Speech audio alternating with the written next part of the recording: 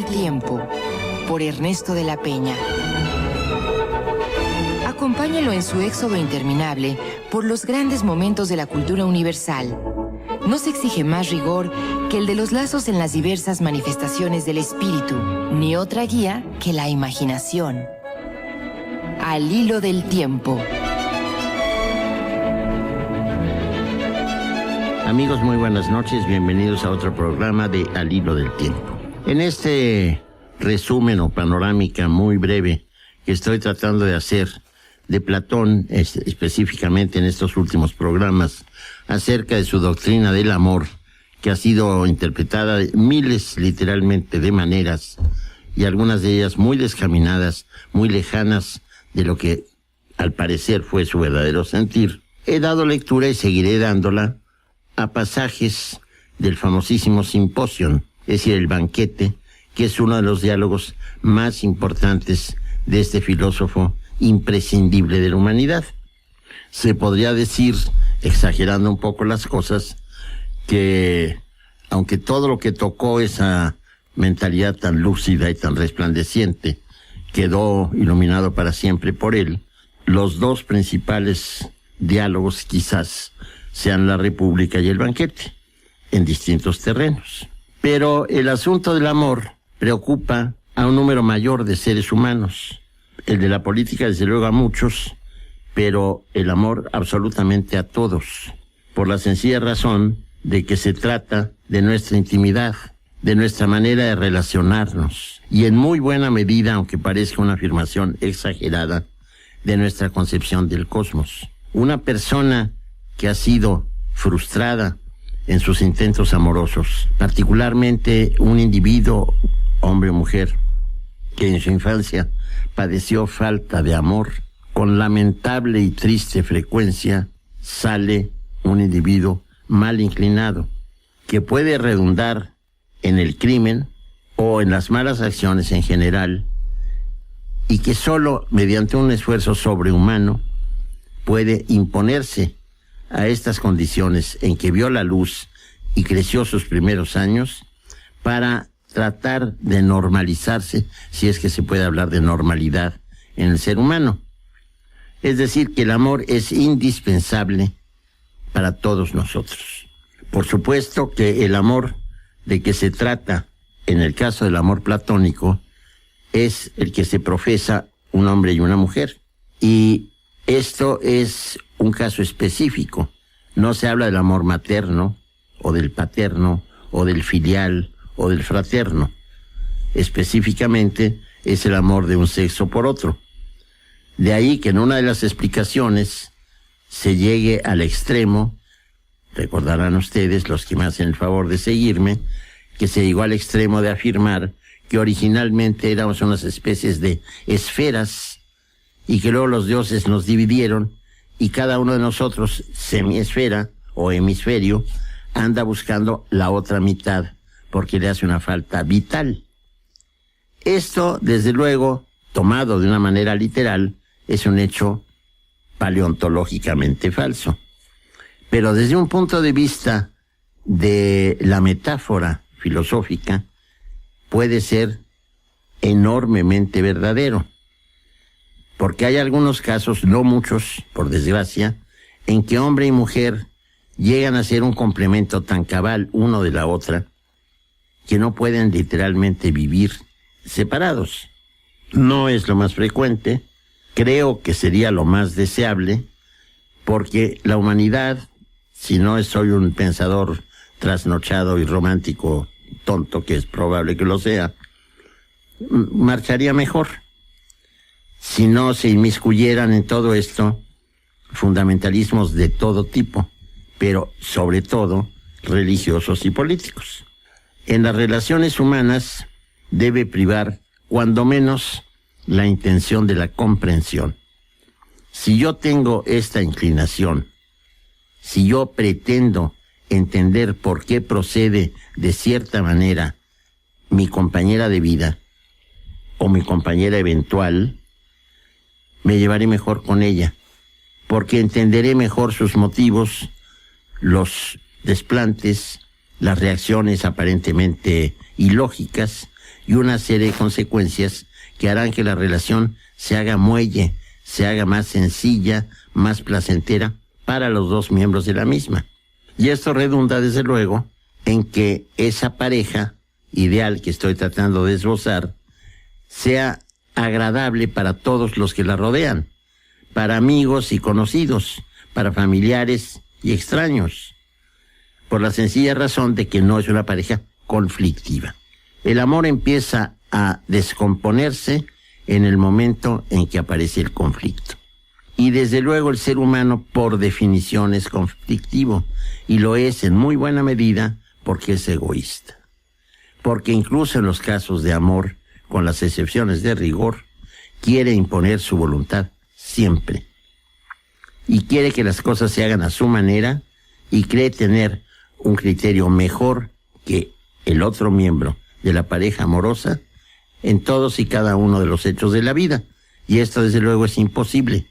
Pero si alguno de los dos miembros de la pareja amorosa está en la posición tan difícil de encontrar, de que se acepte lo que vale la pena aceptar y se rechace con buenos argumentos lo que no vale la pena y se haga que coincida con uno el otro miembro de la pareja, habremos resuelto un problema de capital importancia, no solo para el buen funcionamiento de dos personas, sino de todos aquellos que dependen de estas dos personas, que pueden ser los hijos, los hermanos, la familia en general, y ya agrandando los círculos como círculos concéntricos, eso se refleja en su grupo, en su comunidad, en su sociedad y hasta en un país determinado.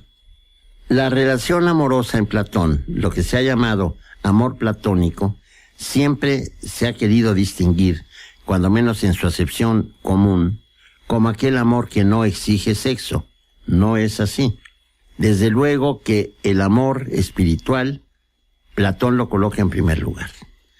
Y este pasaje que voy a leer es una de tantos en que él toca ese aspecto. Pero antes de leer lo que ahora corresponde, quisiera recordar a ustedes que una de las ideas más nobles, más alentadoras de este genial filósofo griego fue precisamente la de que el alma es inmortal. Mueren los cuerpos, pero no mueren las almas. El alma, por su esencia misma, inmaterial, inconsútil, incorpórea, etc., sobrevive a la materia porque la materia es corruptible y el alma no lo es. Entonces, cuando sí se percibe el alma del otro y se ama el alma, yo diría por mi parte, un poco cínicamente, que si esa alma está en una hermosa envoltura corporal, pues tanto mejor. Y eso es lo que todos los hombres perseguimos.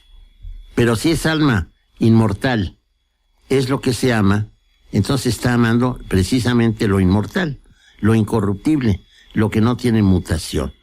En Platón, por el idealismo de que estoy tratando de dar idea, se encuentra ya enunciado este apotegma platónico, la idea de que todo lo bello es bueno, lo cual pues desgraciadamente no es una verdad contundente. Hay muchas mujeres muy bellas, para poner un ejemplo muy a la mano y quizá un poco torpe, que no son buenas, que son perversas. Pero en un término general, abstracto, está cuando menos muy cercano a la verdad absoluta Platón. Lo bello y lo bueno deben identificarse. A esto él lo llama, en un término griego muy bello, calocagafía. Y esta calocagafía es precisamente la unión inextricable, insoluble, de lo bello y lo bueno. Y el alma que tiene esas condiciones, con doble razón, es alma inmortal, porque cumple dos de las funciones supremas a que puede aspirar el ser humano. Y continuando la lectura del texto del banquete dice, ha hablado de la belleza de la forma, de la inmortalidad del alma, etc.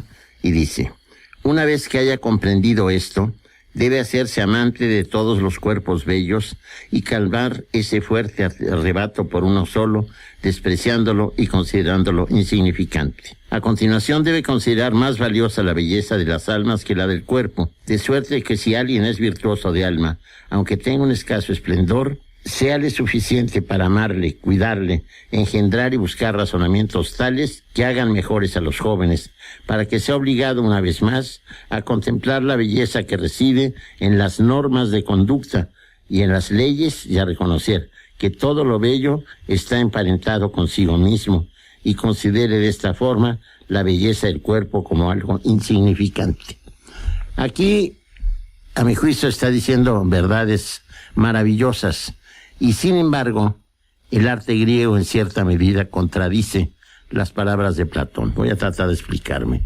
La estatuaria griega, que es una de las formas más perfectas que ha visto el arte de todos los tiempos, acentúa particularmente la belleza formal de los individuos.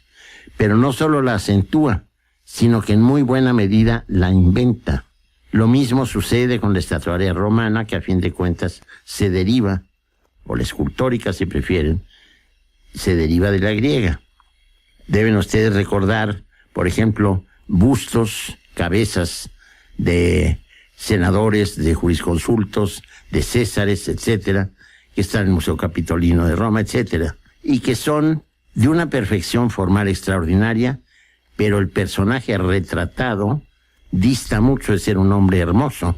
Lo que es notable es cómo se pinta a través de la expresión que da el cincel a estas piezas inigualables, el carácter, los buenos y los malos sentimientos, las buenas y las malas intenciones de la persona retratada.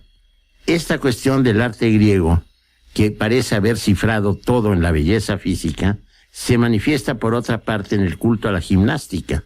No se explicaría de otra manera ese arte supremo de la lírica que fue Píndaro. Los epinicios de Píndaro, es decir, los cantos de victoria que escribió en un dorio esplendoroso y muy difícil de leer, precisamente celebran el triunfo de los atletas en los grandes juegos griegos.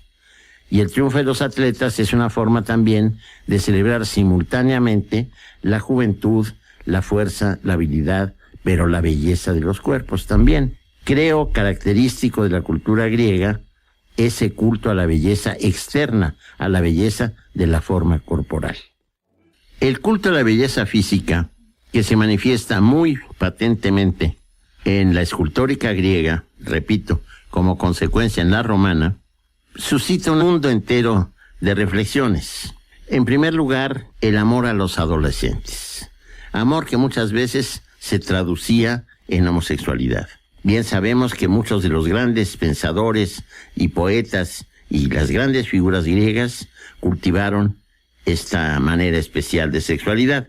No era mal visto, como ahora está ya empezando a volver a no ser mal visto, esta propensión al amor del mismo sexo. Yo no quiero interferir en una cosa que probablemente por mi edad no me parece muy aceptable, pero no quiero emitir ningún juicio. Simplemente es un fenómeno que se da. El hecho es que este culto a la forma externa, que como dije se manifestó en las maravillosas obras de Píndaro, en los epinicios, es decir, repito, en los cantos a los triunfos de los grandes atletas, también se está celebrando simultáneamente en el atleta que triunfa en las panateneas, en las sísmicas, en las píticas, en cualquiera de las grandes festividades panhelenas, mejor dicho, se está celebrando también esa armonía que tanto buscan los griegos y que después se tradujo en un apotegma latino que todos sabemos, mens sana in corpore sano, una mente sana en un cuerpo sano, porque efectivamente pensaban que podría y que debería incluso haber una correspondencia entre la belleza interior y la exterior. Era difícilmente concebible en general para los griegos que un hombre profundamente perverso fuera hermoso, o una mujer, estoy hablando del género humano. Bien sabemos que no es así, pero es la manera en que una cultura se aboca a los principales problemas de la vida cotidiana. Y en Platón encontramos precisamente la idea de la inmortalidad del alma, que es más bella todavía que el cuerpo que la animó en vida, y el amor que se debe profesar precisamente por la inmortalidad del alma, se debe profesar a aquellos que no son tan bellos externamente como lo son corporalmente otros. es lo que se desprende claramente de lo que acabo de leer. Dice, hay otra cosa muy importante. Dice que la belleza que reside en las normas de conducta. Hay una frase de Immanuel Kant, uno de los grandes genios de la filosofía, que siempre me ha conmovido a mí, y que ponía como ejemplo de lo sublime, decía, el cielo estrellado encima de mi cabeza y dentro de mí el poder de la ley moral. La ley moral debe ser precisamente, de ahí viene el título de imperativo categórico, debe ser aquello que fuerza al individuo y lo fuerza de una manera irrebatible. Yo sé que mi comportamiento es tal y no debo infringirlo. Kant tuvo una madre pietista, y esto es pietismo, y creo que debemos aceptar, incluso en un medio fundamentalmente católico, como sigue siendo el nuestro, el mexicano, que pietistas, cuáqueros, puritanos y todo esto son observantes más cercanos a la norma que debemos suponer que es la norma cristiana, que lo son los propios católicos. Sé que esto no va a sonar muy bien a muchos oídos, pero el dominio que tienen del texto evangélico, la imitación de las buenas virtudes y todo esto, deriva en muy buena medida de escuelas que son de las religiones reformadas, que se acercan más a la imitatio Christi, es decir, a la imitación de Cristo. No quiero dejar de mencionar en este momento, puesto que mencioné la Imitatio Christi, ese libro maravilloso de religión reformada, de la Nova Religio, de Tomás A. Kempis, que se llama precisamente así, La imitación de Cristo, y que es un libro que corrió con muy buena fortuna, no siendo de un católico, en manos de los católicos. Cuando yo era chamaco, cuando yo tenía 18, 19 años, en mi casa me lo dieron a leer, y es un libro independientemente del contenido religioso, del mensaje religioso, es un libro de una gran belleza, porque es un libro de una enorme pureza y de una nobleza grande de sentimientos. Podría ser, hay mucho de estoico, hay muchos ingredientes en su confección, desde luego, pero este libro puede ser realmente una especie de manual de buen comportamiento para cualquier ser humano que quiera mejorarse. Todo esto, de una u otra manera, viene a ser un eco disminuido, apartado, confuso, pero de lo que estoy leyendo. Es decir, el genial filósofo a quien estoy dando lectura, es tan grande en su influencia que se puede percibir, aunque sea en pequeños rasgos, en muchísimas obras que aparentemente no le deben nada. Desde luego que no se puede decir que el cristianismo no le deba nada, sería una barrabasada colosal. Pero en fin, muchas veces la influencia platónica es muy tenue, muy sutil, pero no por ello menos decisiva. En fin, voy a seguir leyendo y dice lo siguiente.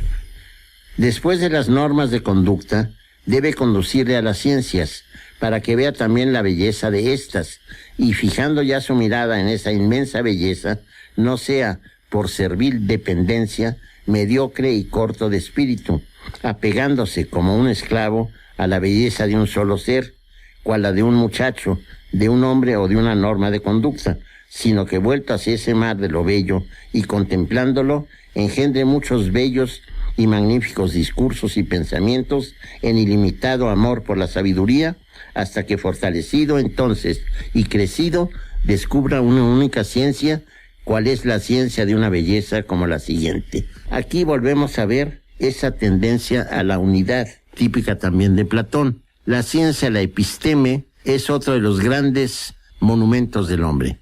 Ante la extrañeza de la vida, ante la certidumbre de la muerte, ante un cosmos poderoso, impenetrable, hostil muchas veces, el hombre crea algunos recursos, fundamentalmente religión, fundamentalmente arte, fundamentalmente ciencia, es decir, trata de salvarse de alguna manera, y no solo esto, sino de dar testimonio de su paso por el mundo. Y este es una de las formas supremas, la ciencia. Se dice mucho, para poner el ejemplo más a la mano que me viene, la belleza de una ecuación matemática, la elegancia de una demostración de las matemáticas. Y uno al principio, cuando menos era mi caso, se pone a pensar qué puede tener de bello este teorema, pero analizándolo se da cuenta de que efectivamente sí, es bello en sí. No solo esto, hay museos, incluso creo que en México, no estoy seguro, pero en algunos países del mundo hay museos de modelos matemáticos, es decir, que sobre postulados y resultados matemáticos crean formas tangibles, físicamente observables, que demuestran qué bella es la demostración matemática. Es decir, la ciencia no es tan abstrusa, no es tan hostil como se puede pensar. Y es una de las formas supremas de la inteligencia humana.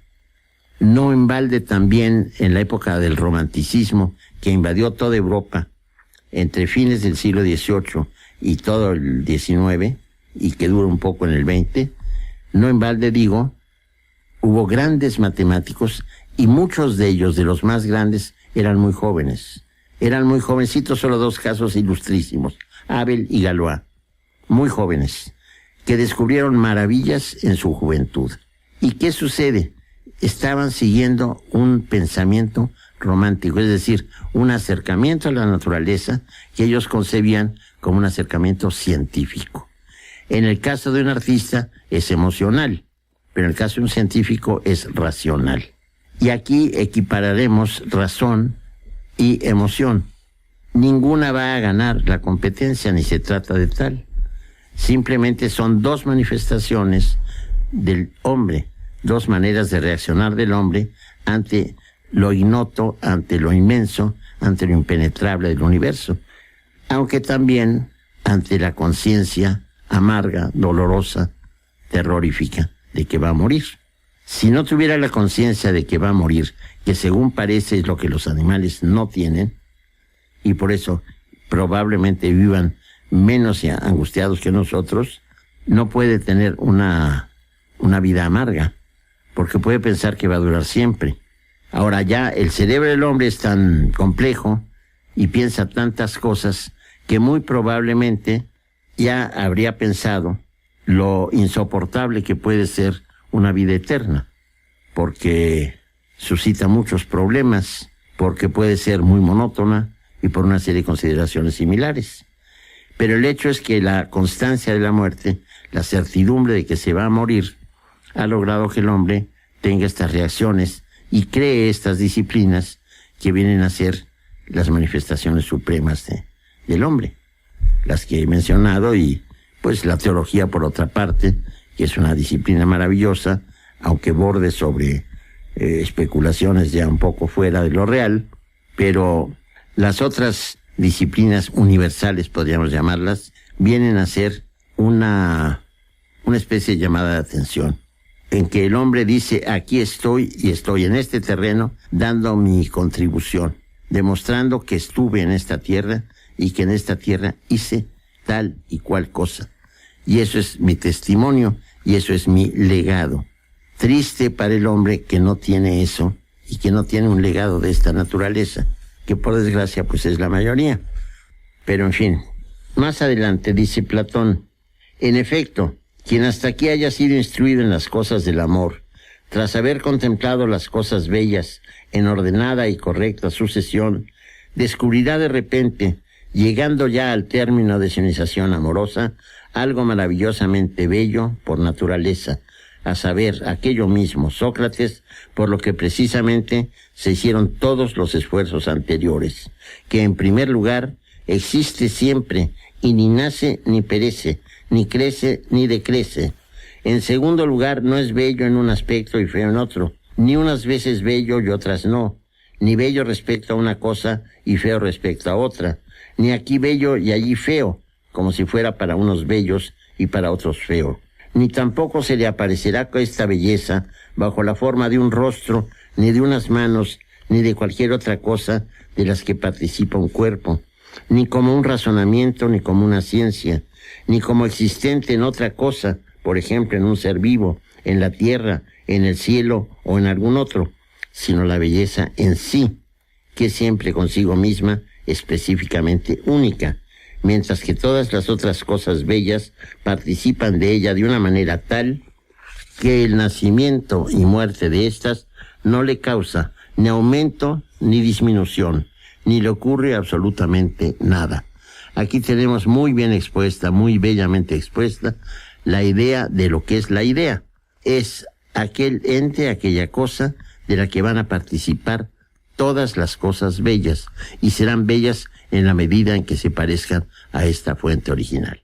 Ya estamos llegando al final del discurso de Diótima de Mantinea, en donde dice: por consiguiente, cuando alguien asciende a partir de las cosas de este mundo, mediante el recto amor de los jóvenes, y empieza a divisar aquella belleza, puede decirse que toca casi el fin, pues esta es justamente la manera correcta de acercarse a las cosas del amor o de ser conducido por otro, empezando por las cosas bellas de aquí y sirviéndose de ellas como de peldaños, ir ascendiendo continuamente en base a aquella belleza, de uno solo a dos y de dos a todos los cuerpos bellos, y de los cuerpos bellos a las bellas normas de conducta, y de las normas de conducta a los bellos conocimientos, y partiendo de estos términos en aquel conocimiento, que es conocimiento no de otra cosa, sino de aquella belleza absoluta, para que conozca al fin lo que es la belleza en sí. El término en sí indica precisamente la idea de la belleza, aquel recurso al que tienen que acudir todas las cosas para saber que son bellas o para que se pueda predicar de ellas que son bellas. En este período de la vida, sigue diciendo, querido Sócrates, dijo la extranjera de Mantinea, más que ningún otro le merece la pena al hombre vivir cuando contempla la belleza en sí. Si alguna vez llegas a verla, te parecerá que no es comparable ni con el oro, ni con los vestidos, ni con los jóvenes y adolescentes bellos, ante cuya presencia ahora te quedas extasiado y estás dispuesto, tanto tú como otros muchos, con tal de poder ver al amado y estar siempre con él, a no comer ni beber si fuera posible, sino únicamente a contemplarlo y estar en su compañía. ¿Qué debemos imaginar, pues, dijo, si le fuera posible a alguno ver la belleza en sí, pura, limpia, sin mezcla y no infectada de carnes humanas, ni de colores, ni en suma de otras muchas fruslerías mortales, y pudiera contemplar la divina belleza en sí, específicamente única? ¿Acaso crees, dijo, que es vana la vida de un hombre que mire en esa dirección, que contemple esa belleza con lo que es necesario contemplarla y vive en su compañía? ¿O no crees, dijo, que sólo entonces, cuando vea la belleza por lo que es visible, le será posible engendrar no ya imágenes de virtud, al no estar en contacto con una imagen, sino virtudes verdaderas, ya que está en contacto con la verdad? Y al que ha engendrado y creado una virtud verdadera, ¿no crees que le es posible hacerse amigo de los dioses y llegar a ser, si algún otro hombre puede serlo, inmortal también él? Aquí termina el maravilloso discurso de Diótima de Mantinea. Y también nos encontramos con ese don que da, como por arte divino, Platón a los creadores. En el momento en que se esté en ese plan superior, el hecho de desear algo lo crea. Es lo que se llama en la filosofía posterior estar en acto puro. Agradezco mucho la atención que prestaron a este programa. Espero contar con él en la próxima ocasión. Muchísimas gracias a todos ustedes y espero que la próxima ocasión tengamos ocasión de reunirnos de nuevo. Que estén muy bien. Muchísimas gracias. Participaron en la realización de este programa Roberto Portillo, Juan José Ortega, Carmen Bach y Marcela Montiel. El Instituto Mexicano de la Radio y Opus presentaron